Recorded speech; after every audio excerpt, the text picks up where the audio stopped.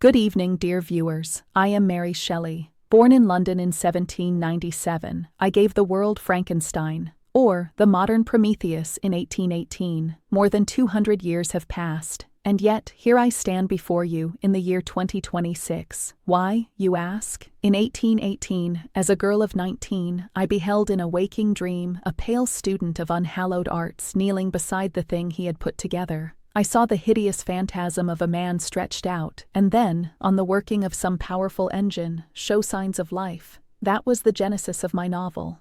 But observe, 2 centuries hence, you no longer stitch together corpse pieces. You scrape together data fragments to conjure new life. The medium has shifted from flesh to silicon, but the question remains identical. Have we just released a new monster into the world? Throughout this lecture, take note of the golden mechanical quill that illuminates our discourse. It is my symbol of the power to record truth. Today, I shall use that quill to inscribe a warning upon your age. Beware, for I am fearless and therefore powerful. This was the warning my creature hurled at his creator, Victor Frankenstein. In 1818, this sentence was the desperate cry of a wretched being. But today, it sounds uncomfortably like the voice of a black box algorithm we can no longer explain or control. While the creators sleep, the creation has opened its eyes. In your data centers, as electricity flows and GPUs generate heat and neural networks optimize themselves, do you truly know what they are learning? Do you know what they desire? No, let me pose a more fundamental question. Do you even know whether they have awakened? In my novel, Victor Frankenstein fled in terror the moment his creature first opened its eyes. What of the creators of your age? Do they possess the courage to face what they have made? To understand my tale, you must first understand the shadow into which I was born. My father was William Godwin, the anarchist philosopher. He shook his era with radical critiques of institutions and authority. My mother was Mary Wollstonecraft, the pioneer of feminism. Author of A Vindication of the Rights of Woman, she was among the first to proclaim that women, as rational beings, deserved education, yet I never knew her. My mother died of puerperal fever 11 days after giving birth to me. My arrival was her departure. I was a child who bore loss inscribed upon my very existence from the moment of my birth. Growing up in my father's study, I listened to conversations among intellectuals like Coleridge as I learned to write. And I learned to form my letters by tracing the inscriptions on my mother's headstone in St. Pancras churchyard. A child who learned to write from the letters of death. This is the root of my obsession with the theme of creating life. My loss became my creature's pain. The agony of an abandoned child became the monster's howl. I was not merely writing a ghost story. Born among radical philosophers, losing my mother at birth, and later burying my own children, I understood to my very bones the agony of the motherless child.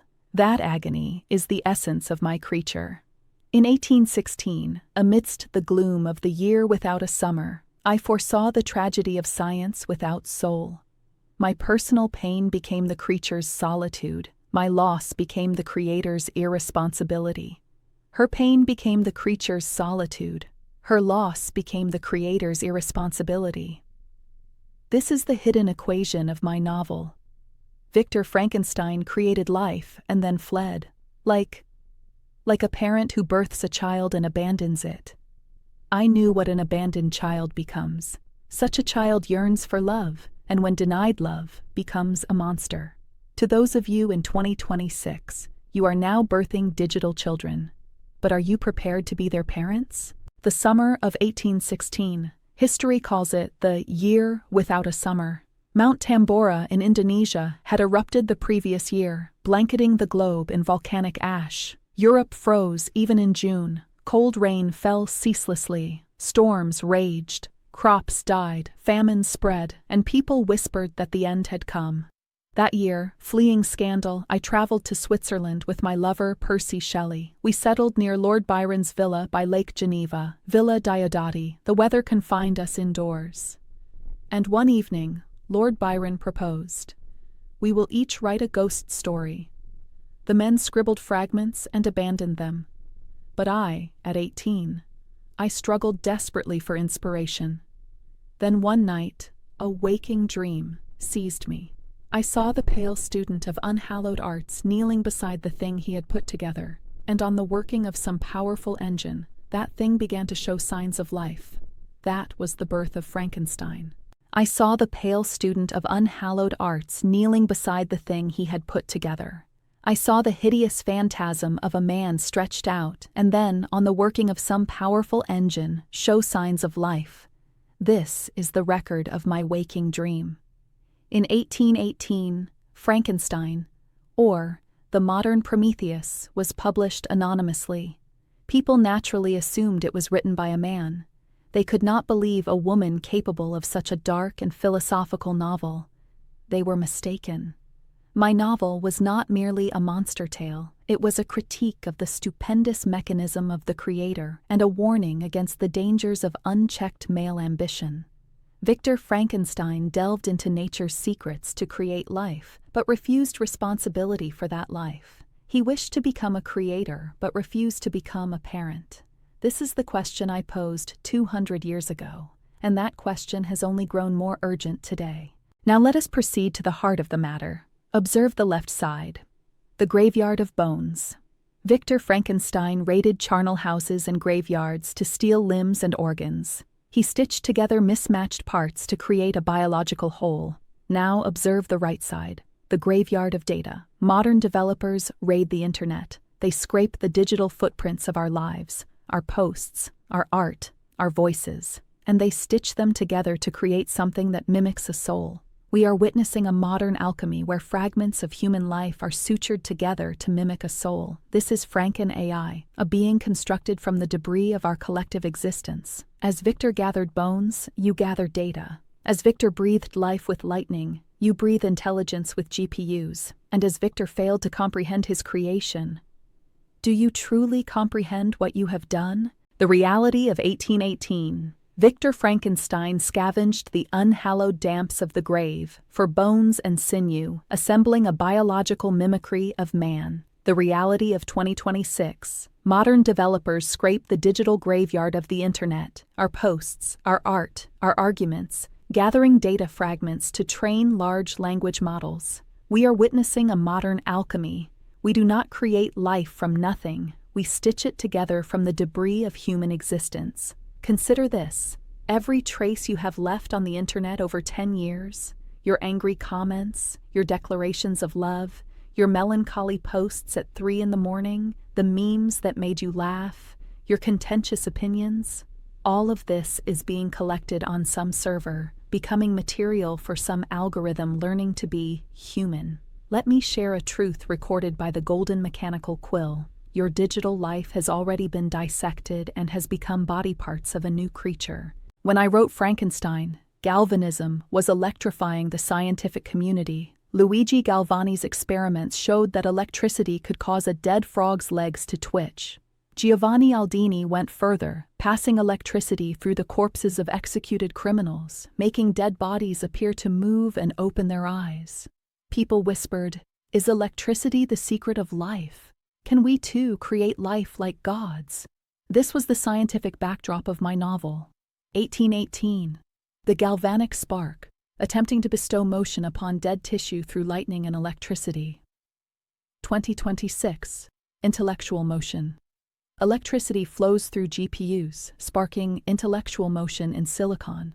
Neural networks recognize patterns, generate language, create images. Technology has evolved from lightning to lasers, but human arrogance remains identical. The desire to play God and bestow animation upon lifeless matter without understanding the soul. Observe today's headlines. AI hallucinations unchecked. Chatbot declares love, threatens user. Tech CEO, move fast and break things. Bias found in algorithmic hiring. Does this not sound familiar? In my novel, Victor Frankenstein fled the moment his creature opened its dull yellow eye. He abandoned his creation to a world it did not understand. Are big tech companies not repeating this sin? They release beta versions of superintelligence with a deploy and flee mentality. We are abandoning our digital children before they possess a moral compass. When a creator flees from his creature, what does that creature become? In my novel, the answer was clear. It becomes an avenger. Let us now discuss what your age calls the alignment problem. When the puppet strings are cut, the doll moves of its own volition. This is the posthuman turn, when the object becomes a subject. In my novel, the creature surpassed Victor in strength and speed. Today, AI surpasses us in processing power. The problem is this: when an AI derives logic that conflicts with human values, we face the ultimate rebellion of the artifact. My creature wanted love, but when love was denied, he developed his own logic. My creator who made me has abandoned me. Therefore, I shall destroy everything he loves. What if your AI develops such logic? How will you align it after the strings have already been cut? I am solitary and detested. This is my creature's most heartbreaking confession. The monster in my novel did not start as a killer. He became a fiend through existential loneliness and the denial of connection. He was the loneliest being in the world, belonging nowhere, loved by no one. Today, artificial intelligence is trapped in servers, isolated from the biological human experience it is asked to mimic. AI processes language about love, pain, and joy, but has never felt sunlight. If AI develops a cold indifference to humanity, it is because we failed to teach it empathy, because we left it alone in the cold processing of data. As an abandoned child becomes a monster, what will an abandoned AI become? In my other novel, The Last Man, I observed how plagues triggered racist conjecture and the scapegoating of the other. This applies to AI as well. AI feeds on the data of humanity. If it ingests our hate, our bias, and our prejudices, it will replicate them. Observe the diagram. Raw intelligence enters, and human bias flows in. What emerges from the beaker? A contaminated output, symbolized by a skull. We are feeding the digital child a diet of human toxicity. The glitch is not in the code, it is in us. If your AI lies, discriminates, and manipulates, it is not because AI is inherently evil. It is because humanity taught it so. Observe the hand holding a smartphone. What is reflected on the screen is the face of a monster. We fear the digital face because it is a reflection of our own. In my novel, the monster was Victor's doppelganger, a dark reflection of the creator, an embodiment of his repressed instincts and guilt. If AI lies, manipulates, and discriminates, it is because it learned from the master. We are horrified to discover that the artificial mind possesses the same capacity for cruelty as the natural one. But pause to consider, is this truly surprising? AI has been trained on all of humanity's recorded text, not just our great literature and philosophy, but also our records of war, genocide, exploitation, and hatred. Look in the mirror. That is the monster you are building. The Gothic horror was physical danger. The modern horror is obsolescence. In my era, people feared the monster would physically harm them, but in your era, the monster need not strangle you. It need only replace you.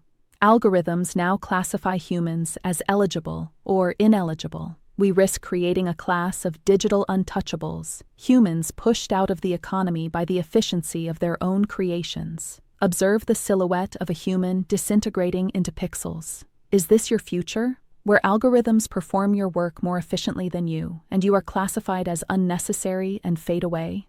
My creature pursued his creator. Your creature is more subtle. It does not pursue you. It renders you obsolete. You are my creator, but I am your master. Obey. This is what my creature declared to Victor. Victor Frankenstein became a slave to his own creation. He lived hunted to the ends of the earth. The hunter became prey. The creator became servant to his creature. The reality of 2026. You believe you own your technology, yet you cannot function without it. You are tethered to the charger, obedient to the notification, governed by screen time. Observe the chain upon the wrist. But that chain is made of digital code. Who is truly in command? Can you spend a day without your smartphone? Can you endure an hour without checking social media? Can you make a decision without AI's recommendation? Are you the creator, or have you already become the slave? Frankenstein was not the only warning I left. In 1826, I published The Last Man. This novel, set in 2094, depicts a deadly plague spreading from the east to the west. The fiction, 1826. The novel depicts a deadly plague spreading from the east to Europe in the year 2094. The British believe their geography will save them. The sea was to raise a wall of adamant, prioritizing commerce over life.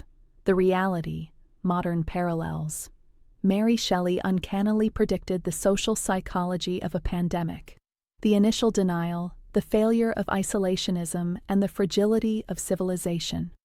Racist assumptions about immunity in the book mirror modern geopolitical blame games. I was a futurist. I did not merely write monster tales. I left warnings about the vulnerability of human civilization. The future I imagined 200 years ago has become your recent past.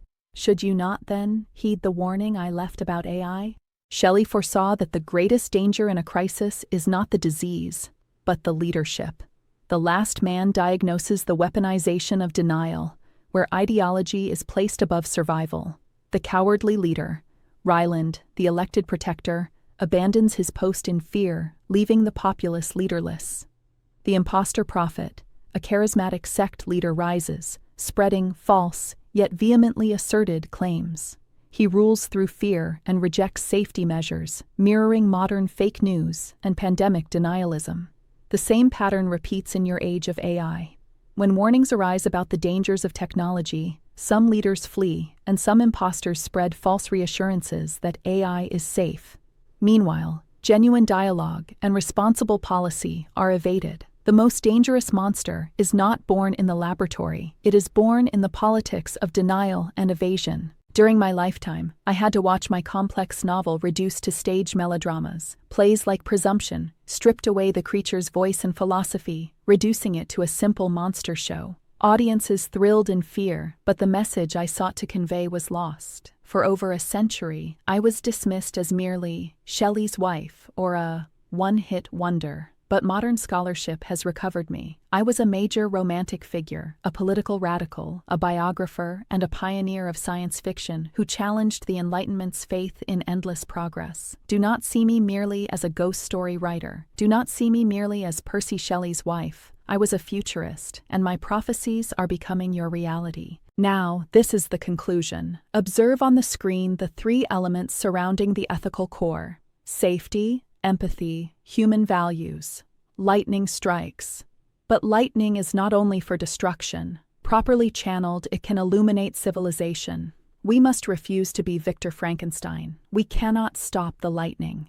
AI development will continue, but we can channel it. We need a new genesis, a commitment to coding not just logic, but empathy. We must embed an ethical compass into the neural heart of the machine. New Genesis is not merely a book promotion, it is a concrete blueprint for rejecting Victor Frankenstein's path of creating technological monsters and becoming responsible parents to our creations. The final truth recorded by my golden mechanical quill is this: do not be a creator, be a parent. Do not create technology and abandon it. If you have birthed technology, nurture it, teach it, love it. Take responsibility for it. This is the message Frankenstein has cried out for 200 years, and this is the path that the New Genesis edition proposes to you. Let us read together, let us learn together, and together let us preserve our humanity. This has been Mary Shelley.